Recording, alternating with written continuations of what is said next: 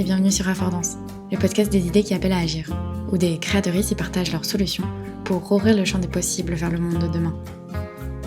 Aujourd'hui, j'ai le plaisir de recevoir Wilfried Becquerey, designer, prototypiste et chercheur. Wilfried est un alchimiste moderne. Il explore les limites de la matière pour répondre aux défis de demain. Après ses études, il monte un laboratoire à la croisée de l'artisanat et de la science, Wilfried Plus, qui transforme les contraintes de notre époque en un dialogue créatif, frugal et responsable. Wilfried est un créateur d'aujourd'hui, qui travaille notamment la fine de verre, ce déchet ultime, trop fin pour être recyclé dans le cycle traditionnel du verre. Nous allons découvrir comment un résidu industriel finit exposé à Milan, mais surtout, nous allons voir comment un designer construit sa pratique entre expérimentation de la matière, artisanat et industrie. Je suis Thaïs Bassement et vous écoutez Affordance.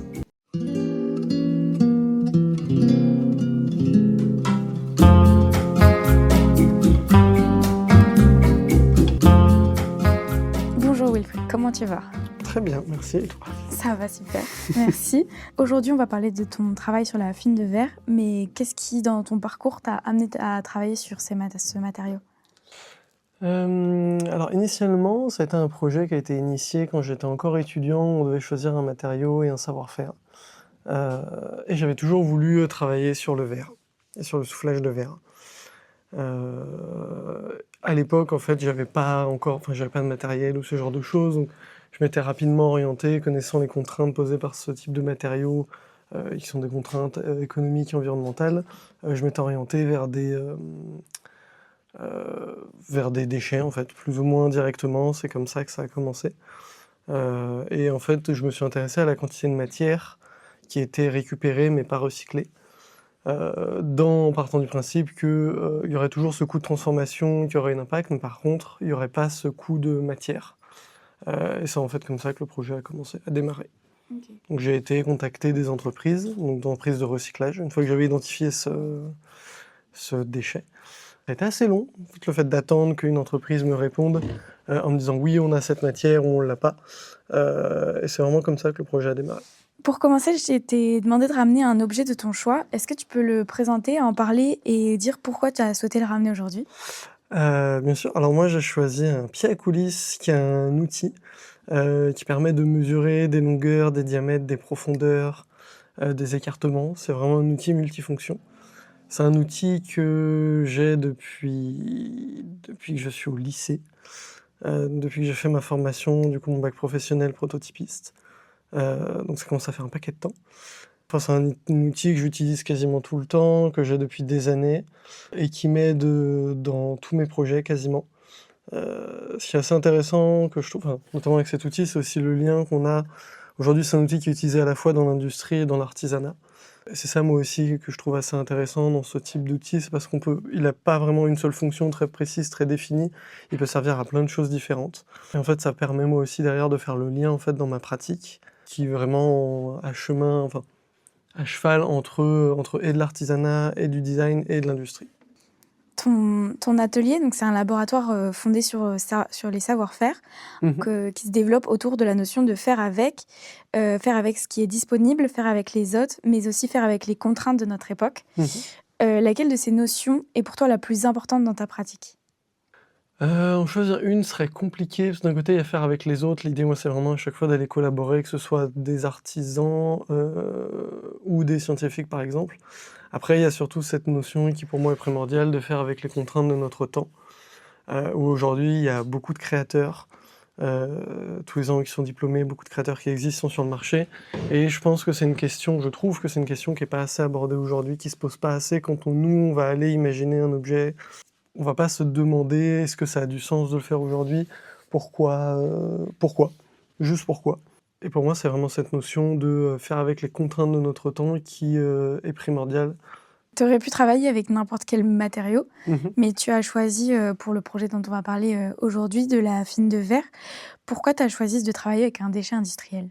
Alors initialement, c'était pas comme je le disais précédemment, il n'y avait pas forcément d'obligation. Moi, c'est ce qui me paraissait être, en l'occurrence, le plus pertinent quand j'ai démarré ce projet autour du verre, autour de la poussière de verre. C'était vraiment me dire, en fait, qu'est-ce qui aurait le plus de sens aujourd'hui si je devais demain dessiner, produire des objets à partir de verre ? de sens, comme je disais, à la fois économique, donc pour moi directement, pour essayer d'économiser, enfin de dépenser le moins d'argent possible, sachant qu'initialement, quand j'ai démarré ce projet, comme je disais, j'étais étudiant, donc j'avais pas forcément beaucoup de revenus.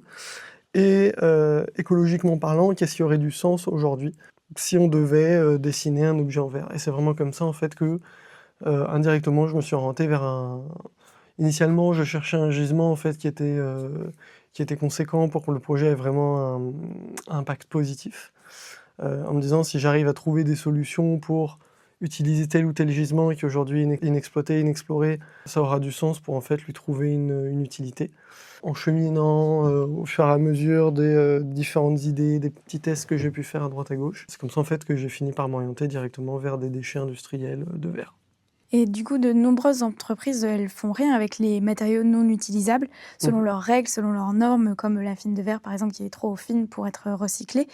Et ça devient donc des déchets. Pour certains, ce matériau, il a un vrai potentiel. Pourquoi les entreprises, elles font rien de ces déchets? Alors c'est assez compliqué. En fait, ça va vraiment dépendre des entreprises.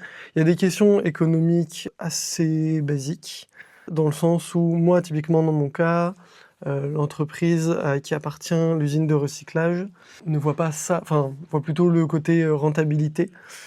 Et en fait, ça lui coûterait plus d'argent d'investir et de développer une chaîne de production spécifique pour revaloriser cette matière, en sachant que typiquement la revalorisation de cette matière ne permet pas de faire des objets que eux font aujourd'hui. Globalement, c'est pas leur marché. Aujourd'hui, eux soufflent de la bouteille ou ce genre de choses, ils font pas du dallage ou de l'objet décoratif. Donc c'est vraiment pas leur marché. C'est vraiment de la question de base économique. Après, il y a des questions politiques.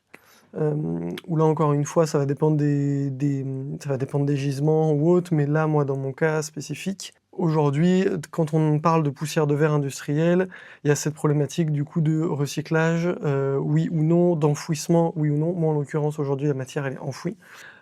L'une des solutions qui avait été trouvée à une époque pour d'autres gisements, on parle notamment des laitiers dans l'industrie métallurgique, c'est de trouver des solutions pour les revaloriser, en associant ça en fait à d'autres matériaux utiles à d'autres industries. Et en fait, ce qui s'est passé, c'est que d'un contexte au départ qui se voulait le plus vertueux possible, a fini en simple échange économique où aujourd'hui, les usines qui revalorisent les laitiers de l'industrie métallurgique payent pour qu'une autre entreprise revalorise leurs déchets. Donc ça a vraiment inversé. Et aujourd'hui, l'industrie du verre, c'est ce que me disaient notamment des responsables d'usines de recyclage, ne veut pas retomber dans ce travers où en fait, eux devront payer pour revaloriser leurs déchets. Donc, à chaque fois, c'est un problème d'argent, quoi. Donc on retourne très souvent sur des problèmes économiques, financiers, en sachant qu'aujourd'hui, eux payent forcément pour l'enfouir, mais du coup, le coût est moindre que s'ils devaient payer une entreprise pour la recycler. Toi, avec ton projet, tu essayes de trouver une alternative à l'enfouissement pour ce déchet qui est la fine de verre. Est-ce que tu peux d'abord expliquer ce que c'est concrètement la fine de verre et puis raconter l'histoire de ce projet? Alors la fine de verre, donc c'est le nom qui est donné à la fois par des industriels ou par des scientifiques. Et en fait, la fine de verre, c'est de la poussière de verre. Aujourd'hui, dans l'industrie du recyclage du verre, on va avoir différentes étapes de tri. La dernière étape de tri, qui va être en fait un tri optique, donc en fait ça va être un laser qui va trier le verre en fonction de sa couleur. Et aujourd'hui, en fait, cette dernière étape de tri a une limite de taille de grain de verre. Il faut savoir, quand on recycle du verre, en fait, c'est du verre donc, qui passe directement des poubelles d'ordures qu'on peut avoir nous dans les villes, qui va aller directement être transporté dans des usines de recyclage, et qui ensuite va passer de tapis en tapis roulant pour venir trier mécaniquement le verre, le séparer en fonction des couleurs, retirer le métal ou les déchets autres qu'on va pouvoir trouver, enfin que les gens vont jeter en fait dans les poubelles. Et il va y avoir une dernière étape de tri, donc qui est l'étape de tri optique, et qui aujourd'hui en fait a comme limite 3 mm. Donc ça veut dire que tous les grains qui font 3 mm ou qui sont plus fins ne vont pas pouvoir être triés, identifiés par cette machine de tri optique, et va donc être enfouie. En gros, toute cette matière va être mise de côté. Donc ce qui fait qu'aujourd'hui, quand on parle de fine de verre, on parle vraiment donc, de grains de verre qui font entre 3 mm et plus fins. Moi, au plus fin, typiquement, dans la matière que je récupère dans le déchet, on va avoir on va avoir du verre qui va faire du coup entre 3 mm et 0,3 mm, qui est comparable à de la farine en termes de taille de grain de verre. Et est-ce que tu peux parler de l'histoire donc de ton projet, comment il a commencé, tout? Alors ce projet, donc comme je le disais précédemment, ce projet il a démarré quand j'étais encore étudiant, on devait choisir et un savoir-faire et un matériau et j'avais toujours voulu, travailler le verre. Je pense que si j'avais eu connaissance de, ce savoir-faire-là avant de faire mes études, je pense que je me serais orienté vers une carrière de souffleur de verre. Je trouve ça magnifique comme métier de pouvoir manipuler, mettre en forme du verre en fusion, c'est assez dingue. Donc le projet a démarré comme ça, on avait un choix qui était très libre. Moi j'ai toujours voulu bosser sur le verre. J'étais au courant à l'époque, des contraintes en fait économiques, environnementales que pouvait poser ce type de matériaux, notamment pour le mettre en forme. Et c'est en cherchant, m'intéressant au cycle du verre, en essayant d'être le plus pertinent, le plus vertueux, dans la manière de concevoir pour demain des objets en verre, que j'ai fini par trouver ce déchet. Je me suis intéressé à la quantité de verre qui était récupérée par an en France, mais qui n'était pas, recyclé. En France, à travers notamment des rapports de l'ADEME. De mémoire, en France, les chiffres datent de 2002, si je dis pas de bêtises, il y a 75% du verre qui est récupéré pour être recyclé. Et sur ce verre-là, il y en a que 84-85% qui sont vraiment recyclés, donc qui font le cycle et qui ensuite sont utilisés pour être ressoufflés. Et en fait, je me suis intéressé à ces 15% qui étaient récupérés mais qui n'étaient pas recyclés. Et en fait, en contactant des usines, en demandant, voilà, j'ai identifié ce gisement, ce déchet, est-ce que vous en avez, qu'est-ce que vous en faites?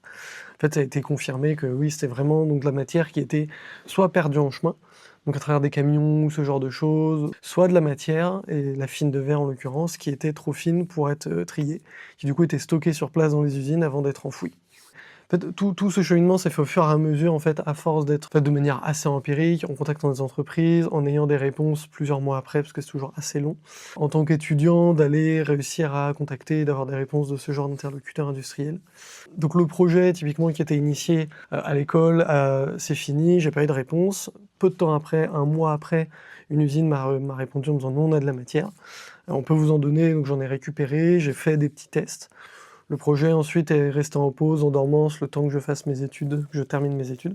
Et à un moment, durant mon année de césure, il y a eu l'appel à projet du pavillon de l'Arsenal, fer, en 2022. Et en fait, je me suis dit, si mon projet, j'avais fait quelques tests, mais j'étais pas sûr de ce qu'on pouvait faire avec en termes de matériaux, quelles étaient ses caractéristiques, mais je me suis dit, est-ce qu'il n'y a pas une solution, à travers ce genre d'appel à projet, de pouvoir financer de la recherche et de pouvoir aller plus loin en vendant ça comme un matériau utile et utilisable pour de l'architecture, à la fois pour du revêtement, pour de l'objet, pour du mobilier urbain ou ce genre de choses. Donc j'ai fait mon dossier, j'ai fait ma candidature, j'ai été lauréat de ce concours-là, ce qui m'a permis d'acheter un four et de vraiment démarrer le projet de manière autonome.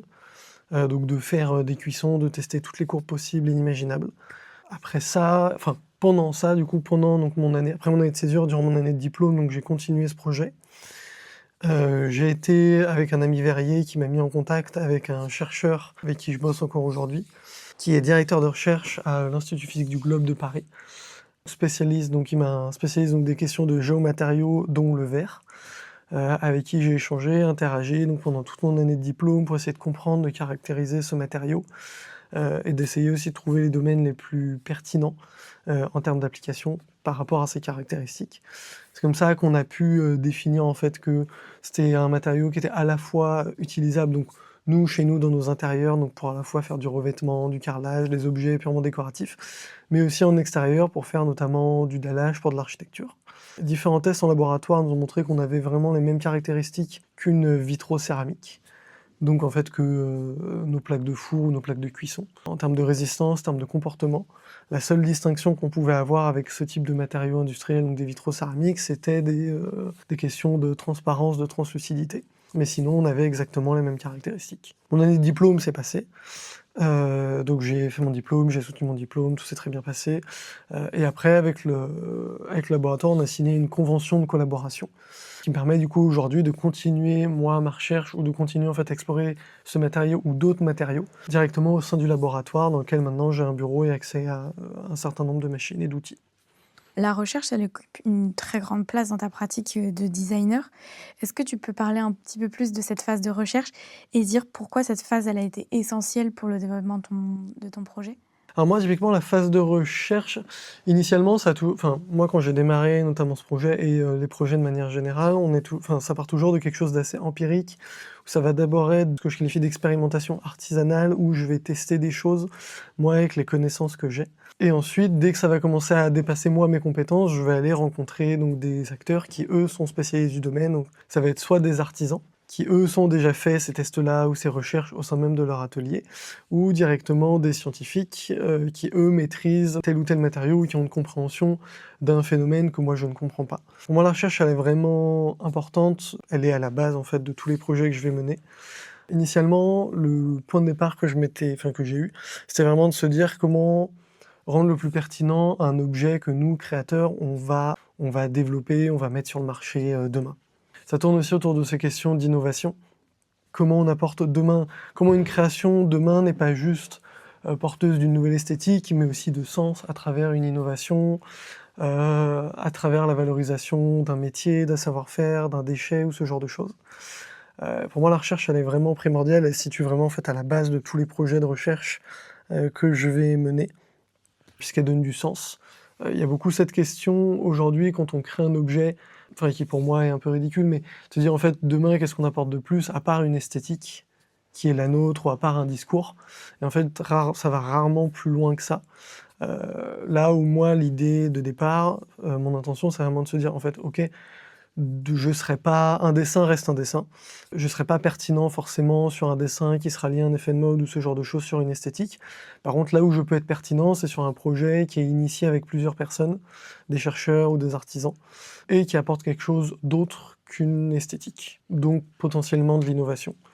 Donc tous les projets vont pas amener forcément de l'innovation, mais l'idée c'est que ça amène un décalage, à la fois sur un savoir-faire, donc croiser des différents domaines, amener un nouveau point de vue, revaloriser un savoir-faire qu'aujourd'hui désuet, ou des trucs assez basiques comme essayer de revaloriser et de trouver des domaines d'application liés à des déchets ultimes. Ton projet, il permet donc d'éviter la perte de ces déchets ultimes de verre. Toi, tu leur redonnes une seconde vie. Elle ressemble à quoi actuellement la seconde vie que tu donnes à ces déchets? Alors aujourd'hui, moi j'aime beaucoup ce principe d'avoir des objets démonstrateurs qui soient pas forcément qualifiés d'objets de galerie ou ce genre de choses. Moi j'aime beaucoup le principe d'un objet démonstrateur, c'est pour moi typiquement c'est un objet comme le feraient des scientifiques avec des échantillons ou autres. C'est vraiment de montrer un principe et que cet objet-là démonstrateur valorise toutes les caractéristiques d'un matériau ou d'un savoir-faire. Donc aujourd'hui moi typiquement les objets démonstrateurs, donc c'est lié au domaine d'application qu'on a pu identifier avec, notamment avec le laboratoire. Donc ça va être lié à l'architecture, donc du revêtement, type du dallage, du pavage, du carrelage. Ayant les mêmes caractéristiques en fait que du verre ou de la céramique, on a vraiment un domaine d'application qui est pertinent avec cette typologie d'objet. L'autre domaine, ça va être celui de l'objet décoratif, pour valoriser toutes les caractéristiques esthétiques de ce matériau assez unique, parce qu'on est vraiment sur de la poussière de verre sans ajout d'autres matériaux, donc on est vraiment sur une esthétique très particulière. Donc là, c'est vraiment plutôt mettre en avant, donner un exemple en termes d'esthétique, en termes de finition, en termes de forme, en sortant de la partie en 2 dimensions qu'offrir un carrelage par exemple. Là, c'est vraiment de se dire, voilà, en volume, qu'est-ce qu'on peut faire? On peut faire de l'objet décoratif qui peut aller chez nous. Ça va de pair avec la question du mobilier urbain. Pareil, en fait, on peut avoir des formes en volume. C'est vraiment l'idée de ces objets démonstrateurs. Moi, à mon échelle, faire de l'objet décoratif ou du carrelage, c'est plus simple que de faire, par exemple, un vrai mobilier urbain. C'est aussi pour ça que c'est vraiment resté pour l'instant à l'étape de se dire, enfin de développer, de dessiner des objets d'intérieur. Le dernier domaine d'application, c'est celui de la construction. On obtient l'équivalent, enfin ce qu'on pourrait appeler d'une brique de verre, qui a vraiment des caractéristiques de résistance similaires, donc à du verre ou de la céramique. Donc il y a typiquement ce qu'on appelle des produits semi-finis comme de la brique, aujourd'hui fabriqués en argile, donc qui est encore une fois une ressource non renouvelable, qui pourrait en partie, en tout cas, parce qu'on n'est pas sur la même taille de gisement, être remplacé par des déchets donc ultimes de l'industrie du verre. C'est la deuxième vie que tu donnes à ce verre. Est-ce que tes créations, elles peuvent avoir une troisième vie? Oui, tout à fait. L'idée, quand j'ai démarré ce projet, je me suis dit, il faut que ce projet ait du sens d'exister et il faut être le plus juste possible et réfléchir à toute la chaîne, tout le cycle de ce genre de matériaux, de nouveaux enfin ce que les gens pourraient qualifier de nouveaux matériaux. Et en fait, pour ça, l'idée, quand j'ai vraiment lancé ce projet, c'est de se dire de pas faire un nouveau énième matériau, très souvent bicomposant, qui de base part d'une très bonne intention de revaloriser un déchet, mais qui est mélangé à des liants très souvent issus de la pétrochimie et en fait, ça fait que derrière, on crée un nouveau super déchet qui n'est pas recyclable. J'aurais pu me dire que je mélangeais cette poussière avec une résine. Ça aurait été beaucoup plus simple à mettre en œuvre, à mettre en forme. Mais en fait, derrière, ce problème-là se serait posé. Bon, l'idée, c'était vraiment d'être le plus pertinent possible, donc d'essayer de mettre en forme cette matière en étant le plus écologique possible. Donc ça passe par des cuissons à basse température, ça passe aussi par le fait d'utiliser en fait que du déchet. Donc typiquement dans tous les objets, dans tous les éléments possibles que moi je réalise donc avec ce déchet, il n'y a que du verre, il n'y a que du déchet de verre. Il n'y a pas d'ajout d'autres matériaux ou de liants. Donc c'est vraiment cette idée donc, de réfléchir au cycle de vie complet, à la fois donc, de la manière dont cette matière de base est fabriquée, donc c'est un déchet de l'industrie du verre. Moi, la manière dont je la mets en œuvre en essayant d'être le plus écologique possible à travers des outils que je fabrique moi-même et qui sont réutilisables, ça va passer par notamment des moules fabriqués en briques réfractaires. Donc ont l'avantage de pouvoir être réutilisables et de survivre à plusieurs cuissons. Et par du coup un recyclage de cette matière en fin de vie. Donc moi, en l'occurrence, typiquement, quand je vais fabriquer des objets et qui ne vont pas correspondre à ce que j'attends ou il va y avoir des défauts, je vais pouvoir les détruire, les concasser et les rajouter, moi, dans ma matière première. Donc on n'a pas d'ajout de liant entre-temps. On est vraiment que sur un monomatériau, donc uniquement à partir de déchets de verre. Donc il y a une espèce de cycle comme ça, qui en fait vient s'ajouter au cycle aujourd'hui du recyclage du verre, en ayant comme base, du coup, le déchet de l'industrie du verre. Ton travail, il se situe un peu entre artisanat, recherche et industrie. Comment est-ce qu'on trouve un équilibre entre toutes ces manières de fabriquer aujourd'hui en tant que designer? Enfin, toi, tu qualifierais comment ton métier? Tu serais artisan, chercheur, designer? C'est compliqué, je dirais, un peu les 3. Moi, quand on me pose la question, en général, je dis que je suis, ouais, artisan, designer et chercheur. Je suis affilié à un laboratoire de recherche aujourd'hui, donc j'ai pas de contrat doctoral, je suis pas en thèse, mais j'ai vraiment accès à un laboratoire, j'ai été formé sur des machines. Initialement, je suis prototypiste, donc j'ai appris à concevoir et à fabriquer des objets pour les gens. En parallèle, j'ai été me former chez des artisans d'art à leur savoir-faire, donc je touche à plusieurs matériaux, notamment le verre. Et j'ai aussi fait des études de design. Je pense qu'aujourd'hui, c'est compliqué de faire un choix. J'ai l'impression que c'est aussi très français, ce truc de quel rôle on a, comment est-ce qu'on est qualifié aujourd'hui, est-ce qu'on est artisan d'art, sous-entendu artiste quand on vend des créations, est-ce qu'on est designer et dans la tête des gens, on dessine forcément de la voiture ou des objets purement industriels. Quand on est chercheur, pareil, ça reste très vague dans la tête des gens. Moi, quand je dis que je fais de la recherche autour des matériaux, des savoir-faire, très souvent les gens bug et comprennent pas forcément. J'aime bien en fait le fait d'être justement un espèce d'être au milieu de ces 3 domaines qui paraissent très distincts et en fait ont beaucoup de liens parce que ça s'est toujours nourri dans l'histoire. L'industrie a toujours nourri l'artisanat et inversement, notamment dans le domaine du soufflage de verre ou de la céramique par exemple. Et pareil, la science est au milieu de tout ça et permet de comprendre des phénomènes physiques. Les premiers laboratoires, notamment moi par rapport à des recherches sur des matériaux, des savoir-faire, étaient dans des ateliers. Les premières personnes à tester des trucs et à aller très loin sans forcément comprendre ce qu'ils faisaient, c'était des artisans qui testaient des choses, qui gardaient ça secret et ensuite les trucs soit ont été transmis au bout d'un moment, soit ont été perdus. Mais c'est ça, et moi j'aime bien en fait avoir ce truc de c'est un atelier, mon atelier c'est un atelier laboratoire où je teste plein de trucs sans forcément avoir le code de chaque domaine. Et c'est ce qui en fait moi aujourd'hui me permet de tester plein de choses. Et là où des artisans, des scientifiques pourraient trouver ça aberrant de se dire non mais faut pas tester ça comme ça parce que ça a pas de sens ou ça marcherait pas, ou ben moi j'aime tester des trucs justement pour voir est-ce que ça peut fonctionner ou pas. Ton projet à l'origine, c'est ton projet donc que tu as commencé en école, en master. Comment ça se passe quand tu as un projet, d'école, ça devient un projet réel? Comment ça se passe une fois qu'on se retrouve, dans la vie active, dans la vraie, vie professionnelle? Disons que ça va dépendre des projets. Ça va vraiment dépendre des projets. Moi, j'ai eu la chance, avant même donc de passer ma soutenance de diplôme 1 an avant, d'obtenir une bourse de recherche. Donc globalement, le projet de diplôme était déjà, je savais où est-ce qu'1 an avant de faire mon diplôme, je savais comment il allait se dérouler. J'avais pas d'inquiétude sur le fait d'avoir ou non des financements. Ça m'a pas mal aidé quand j'ai fait mon diplôme, parce que j'avais pas la crainte que pouvaient avoir des amis, des camarades, sur le fait de trouver ou non des financements et d'aller au bout de leur projet. Parce que c'est toujours cette question-là en général qui se pose de est-ce que je suis prêt à investir tant d'argent pour que mon projet aille aussi loin que ça et est-ce que ça vaut la peine? Après, qu'est-ce que j'en ferai? Et aussi, du coup, moi, cette question de l'après, c'est pas forcément posée, justement parce que j'avais eu l'accompagnement du pavillon de l'Arsenal et qu'il y avait plus ou moins cet accord ou cette notion de, vu que ça avait été financé par eux, qu'il allait après coup y avoir, une fois que j'aurais fini mon projet, une présentation ou du moins une valorisation qui aille plus loin, que, l'échelle de l'école. Globalement, la transition s'est fait assez simplement entre quand j'étais, typiquement en fait étudiant et que j'ai fait mon projet de diplôme et la suite. Par la suite, du coup, grâce au pavillon de l'Arsenal m'a permis donc d'acheter des machines, de pouvoir vraiment développer le projet, vraiment développer la recherche. Et ça, derrière, en fait, le fait d'avoir ce prix m'a aussi donné plus de crédibilité et de légitimité pour ensuite pouvoir candidater à d'autres projets, d'autres concours, d'autres bourses. Dans l'idée où j'avais déjà, en fait, été accompagné, que ça avait abouti à quelque chose qui avait fait plus ou moins ses preuves. Entre-temps, durant mon année de diplôme, du coup, j'avais été rencontrer, un laboratoire. Du coup, être affilié à lui, ça m'a aussi permis de donner donc de la légitimité au projet où on passait d'un projet d'étudiant à quelque chose de très concret et en fait, tout ça a fait que la transition s'est fait assez facilement. Et aujourd'hui, est-ce que tu arrives à vivre de ce projet? Alors aujourd'hui, ça va dépendre, moi donc je développe plusieurs projets de recherche à côté autour d'autres matériaux ou d'autres savoir-faire. Ça va dépendre. Aujourd'hui, là, ce projet typiquement est autonome dans le sens où je n'ai plus d'argent personnel à investir dedans, grâce à des bourses ou des concours que j'ai eus.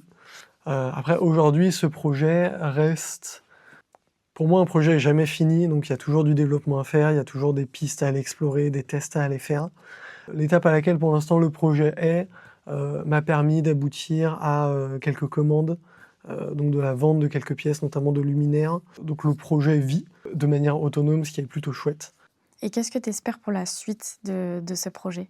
Moi, dans l'idée, ce serait l'idéal, mais pour en avoir pas mal échangé, notamment avec l'entreprise, avec Veralia. Moi, dans le meilleur des mondes, il faudrait que pour que ce projet soit le plus pertinent jusqu'au bout. Parce que moi aujourd'hui, notamment en faisant des objets, donc le revêtement peut faire la différence, mais en faisant notamment des objets décoratifs aujourd'hui qui, eux, ont le plus de visibilité, me permet pas de revaloriser énormément de matière. Sachant que ce déchet aujourd'hui est généré notamment par l'usine avec qui je bosse à échelle de plusieurs tonnes par jour, plusieurs dizaines de tonnes, donc on n'est pas sur un luminaire qui va revaloriser, plusieurs tonnes, très clairement. Pour moi, l'idée, la finalité qui serait la plus juste et pertinente pour ce projet, c'est de développer vraiment une filière parallèle de recyclage, une industrie, potentiellement à l'échelle d'une manufacture vu la taille du gisement. C'est équivalent pour l'usine avec qui je travaille à 6000 tonnes par an. En France, selon l'ADEME, c'est estimé à 100 000 tonnes. Et du coup, 100 000 tonnes de verre qui est non revalorisé, en sachant qu'il y a une partie du coup qui est perdue et une partie qui est du coup dans les usines de recyclage. Et qui est enfoui. Et qui est enfouie. Donc l'idée là, c'est vraiment pour moi la finalité la plus pertinente, c'est typiquement de développer une usine, une manufacture qui fabrique et de l'élément semi-fini de construction pour faire de la brique par exemple décorative, ou de la brique de construction, et ou du revêtement pour l'architecture, type du carrelage ou ce genre de choses. C'est ce qui pour moi aujourd'hui, par rapport aux caractéristiques de cette matière, de tout ce qu'on a pu identifier à la fois avec les architectes avec qui j'ai pu échanger au pavillon de l'Arsenal, ou les chercheurs au laboratoire, c'est ce qui semble le plus intéressant et le plus pertinent. Tu es en discussion avec les industriels pour essayer d'avoir ça ou... Alors c'est compliqué. Globalement, en étant transparent au maximum, les conversations que j'ai pu avoir avec eux, notamment les responsables environnement, ils appellent ça comme ça au sein de ce genre de structure, m'ont fait comprendre qu'il fallait il fallait que j'investisse de l'argent pour leur prouver que c'était viable, malgré le fait d'avoir eu des bourses, des prix, ou d'être accompagné par un labo. Il fallait passer par cette étape d'avoir d'abord un apport personnel pour développer quelque chose, et ensuite eux pourraient m'aider potentiellement, sans véritable sécurité ou accord de leur part. Je pense que des industries qui ont des déchets non recyclés derrière et peut-être enfouis aussi, il y en a énormément. Si tu pouvais dire quelque chose aux industriels pour essayer de les convaincre de recycler ces déchets enfouis, qu'est-ce que tu dirais, qu'est-ce que tu ferais? Pour moi, typiquement quand le projet a démarré sur la poussière de verre, j'ai trouvé au final ça de manière assez simple. Enfin, j'ai trouvé qu'il y avait ce déchet-là de manière assez simple. Après, ce qui a fait la différence par rapport à d'autres gens qui auraient pu aller s'intéresser à un déchet similaire ou à ce type de déchet, c'est que quelqu'un dans une usine a accepté de me répondre et à me dire oui, on en a et on peut vous en donner parce que nous, on n'en fait rien. Je pense que si demain je devais aller, je sais pas, aller de voir des industriels en disant: «Bah, voilà, demain, vous avez ce déchet, il faut que vous en fassiez ça, ça, ça». Enfin, si je devais avoir à leur dire quelque chose, c'est vraiment ça. En fait, c'est le fait de, aujourd'hui, il y a trop de déchets, il y a plein de choses qui sont planquées, qui sont mises sous le tapis parce que c'est pas très vertueux. Typiquement, dans l'industrie du verre, aujourd'hui, on vante le fait que le verre est recyclable et recyclé à 100%, ce qui est faux. Il y a du coup ce déchet-là qui est aujourd'hui enfoui, mélangé. On peut pas faire un verre qui est 100% verre recyclé tout le temps. Au bout d'un moment, il faut rajouter du verre neuf, comme pour le plastique. Enfin, et c'est plein de micros éléments de com qui en fait sont aujourd'hui utilisés parce que bon, c'est des industries, donc on n'est pas sur les mêmes enjeux, ce genre de choses, mais il y a plein, en fait, la poussière de verre, comme on aurait de la poussière de plein de gisements différents, de plein de matériaux différents, ou des déchets ultimes dans plein d'industries existent. Ce qui fait la différence, et moi, ce qui, je pense, a fait la différence, a fait que le projet a pu vraiment commencer, c'est que quelqu'un a accepté dans une usine de me répondre et de m'en donner. Et de pas continuer à garder ça sous le tapis. C'est vraiment ce qui a fait la différence. Donc pour moi, ce qui pourrait être intéressant, c'est que les industriels Parle de ces déchets parlent de déjà. ces déchets. Malgré les enjeux même économiques que pour eux ça peut avoir, d'admettre que bah oui en fait on a un déchet, on l'enfouissait jusqu'à maintenant, on sait que c'est dégueulasse, mais par contre nous demain on fait tout pour le revaloriser, trouver une solution, quitte à que ce soit un argument marketing supplémentaire de nous on recycle vraiment tous nos déchets, même nos déchets ultimes alors que nos concurrents non. Enfin, j'en sais rien, je sais pas encore une fois, c'est des questions, enfin, c'est des problématiques qui, moi, à mon échelle, me touchent pas énormément, mais qui, par contre, à l'échelle d'une industrie, peut avoir un poids considérable.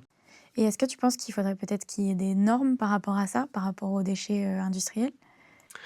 Oui. Ah oui, non, très clairement. Mais le pire, c'est que je pense qu'il y a déjà des normes. Je pense que le fait que cette matière, typiquement la poussière de verre, soit aujourd'hui enfouie, sachant qu'ils payent aujourd'hui pour l'enfouir, donc ça veut dire qu'il y a forcément il y a une concession, donc c'est admis, ils payent des organismes, donc en fait, pour moi, c'est admis, c'est une espèce de tolérance qui est aujourd'hui inacceptable. Enfin, il y a ça de manière très niche, on enfouit de la poussière de verre, mais il y a ça pour, je sais pas, tous nos vieux vélos qui partent au fin fond d'un pays pour être revalorisés, alors qu'au final, ça fait juste des décharges à ciel ouvert. C'est plein de trucs qui aujourd'hui existent et qui sont admis. Là, c'est très niche, la question de la poussière de verre, même ça pose... S'il y a ce problème-là pour l'industrie du verre, il y a pour toutes les industries. Il y a très peu de temps, typiquement, j'ai été contacté par une entreprise qui, eux, ont des déchets, et c'est genre le pire truc qu'on puisse imaginer, c'est ce qu'on appelle des bouts de peinture. Donc c'est des espèces de mousses qui sont composées uniquement de peinture, avec plein de solvants quand ils purgent ou autres dans les usines, quand ils fabriquent des peintures. Quand ils vont aller purger leur machine, il y a ça, ils appellent ça de la boue. Et pareil, ça c'est un truc, déchets, mais j'en avais jamais entendu parler, on s'en doute un peu au bout d'un moment, mais... Et pareil, je serais très curieux de savoir ce qu'ils en font, et je pense que le truc, il est planqué quelque part. Mais ça fait partie des déchets où aujourd'hui, dans l'industrie, ça a été plus ou moins admis que, bon, bah, il y a certains déchets, on ne sait pas quoi en faire, donc vous allez payer, vous, industriels, pour que vous puissiez le planquer, l'enterrer, et nous, on va faire comme si on n'avait rien vu, et puis ça va rester comme ça pendant des années, jusqu'à ce que quelqu'un finisse par s'y intéresser ou autre, et même quand c'est le cas, genre moi, typiquement dans mon cas, pour l'instant, malgré le fait que le projet existe depuis 2 ans, que j'ai été accompagné, financé, exposé, ou des prix comme celui du France Design Impact Award de la PCI, qui est quand même un gros truc, pour l'instant, il n'y a rien eu de la part des industriels qui a fait la différence. Là où eux, aujourd'hui, payent des sommes assez folles, on n'est pas loin du million par an pour enfouir cette matière.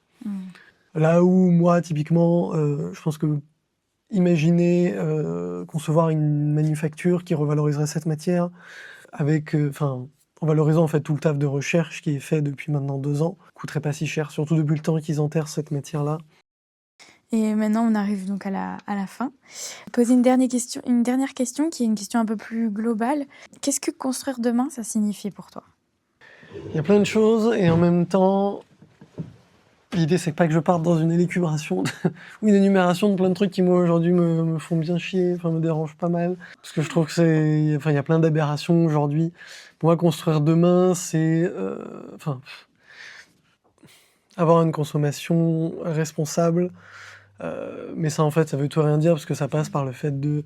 Oui, en fait, on crache sur les industriels qui, eux, fabriquent toutes les cochonneries qu'on peut consommer, le plastique ou autre, mais en même temps, nous, on est très contents que ça existe, parce que...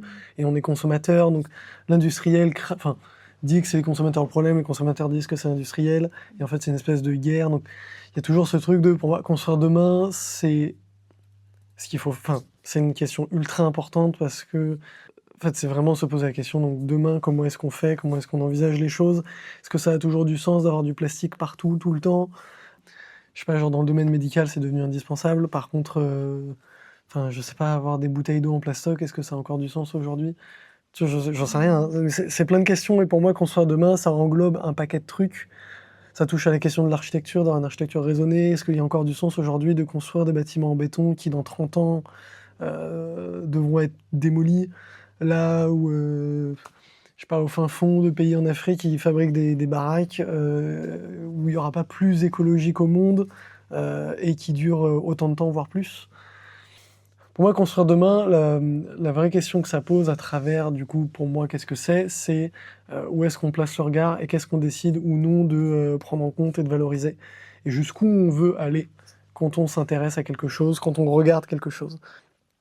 Est-ce que c'est, au premier abord, bon, ben, en fait, OK, moi, je donne toujours cet exemple un peu à la con, même à mes étudiants, de qu'est-ce qui est aujourd'hui le plus, pertinent, pour être assez vague, sans influencer qui que ce soit, entre une chaise en bois et une chaise en plastique.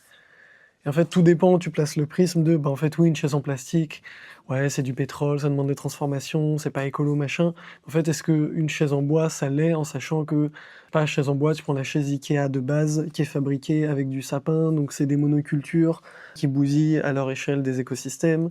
C'est une chaise qui, en fait, aura une durée de vie ridicule, par rapport à une chaise en plastique qui peut durer des centaines d'années, des millénaires, enfin...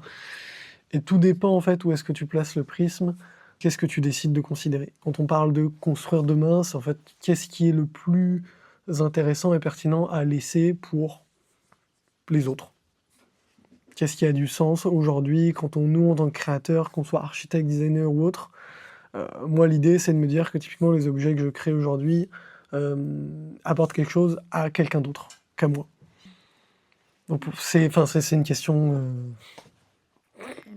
très très large, mais qui est du coup très intéressante. Mais je pense que tu vois, le premier degré de lecture des gens, c'est en fait, qu'est-ce que tu laisses à tes enfants, petits-enfants, ce genre de trucs. Quand t'as pas d'enfants, qu'est-ce que tu laisses aux autres? C'est intéressant, mais tu vois, au-delà de dire qu'est-ce qu'on laisse aux autres, qu'est-ce que ça veut dire pour nous, c'est comment on peut faire pour agir demain pour ça. Genre, construire demain, pour moi, construire demain, c'est vraiment ce truc de... construire demain, c'est vraiment la question de, en fait, est-ce que ce que je fais aujourd'hui aura un intérêt demain? Oui, non, peut-être, je sais pas.